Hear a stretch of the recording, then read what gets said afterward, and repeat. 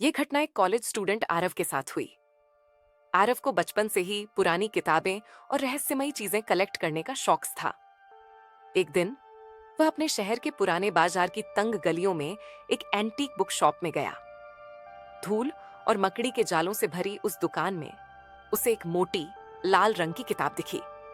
किताब फटी पुरानी थी, लेकिन उसमें से किसी अजीब सी सीलन और लोहे की गंध आ रही थी। जिज्ञासा में उसने किताब उठाई और पलटना शुरू किया। अचानक बीच से एक पुराना नक्शा बाहर गिरा। नक्शा आधा फटा हुआ था और उस पर किसी अनजान गांव का रास्ता बना था। गांव का नाम था कृष्णपुर, लेकिन गूगल करने पर या किसी से पूछने पर ऐसा कोई गांव मिलता ही नहीं था। रात भर आरव को नींद नहीं आई। वो सोचता रहा कि इस नक्शे का राज क्या है। आखिरकार उसने तय किया कि वह उस रास्ते को फॉलो करेगा। 2 दिन बाद बाइक लेकर वह नक्शे के अनुसार चल पड़ा। शुरुआत में रास्ता सामान्य था, हरे भरे पेड़, खेत और गांव। लेकिन जैसे जैसे वह नक्शे में बने निशानों को फॉलो करता गया, सड़कें संकरी और सुनसान होती चली गईं। करीब शाम ढलने तक वह एक जगह पहुंचा जहां सड़क खत्म हो गई, लेकिन नक्शे में आगे का रास्ता अभी बाकी था।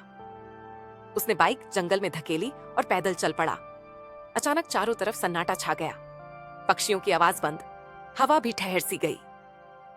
करीब आधे घंटे बाद आरव को सामने टूटी फूटी झोपड़ियां नजर आईं। वो वही गांव था, कृष्णपुर। गांव पूरी तरह खाली था, लेकिन अजीब बात यह थी कि हर घर की खिड़की से ऐसा लग रहा था जैसे कोई उसे देख रहा हो।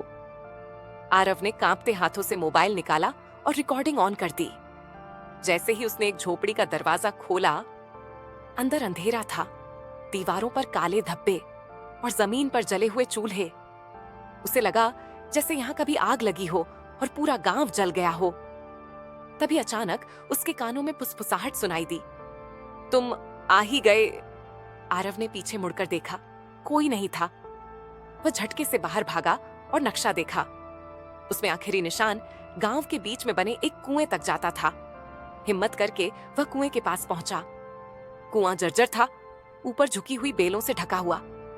आरव ने टॉर्च जलाई और कुएं के अंदर झांका। अचानक उसे अंदर से दर्जनों हाथ ऊपर उठते दिखे, जैसे कोई उसे खींचने की कोशिश कर रहा हो। वो चिल्लाकर पीछे हट गया। तभी नक्शा उसके हाथ से उड़कर कुएं में गिर पड़ा और अगले ही पल कुएं से तेज चीख सुनाई दी, जैसे 100 लोगों ने एक साथ चीखा हो। आरव भागते हुए गांव से बाहर निकलना चाहता था, लेकिन अब रास्ता वैसा नहीं था जैसा आते वक्त था। पेड़ टेढ़े मेढ़े, हवा में राख और हर तरफ बुझी हुई मशालें जल उठी थीं।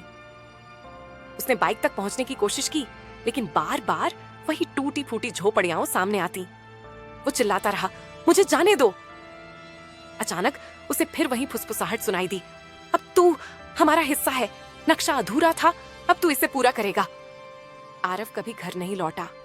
लोग कहते हैं आज भी उस जंगल में कभी कभी एक लड़के की मोबाइल रिकॉर्डिंग मिलती है, जिसमें उसकी घबराई हुई आवाज और गांव वालों की चीखें सुनाई देती हैं। और अगर किसी को वो नक्शा मिल जाए तो अगली बारी उसकी होती है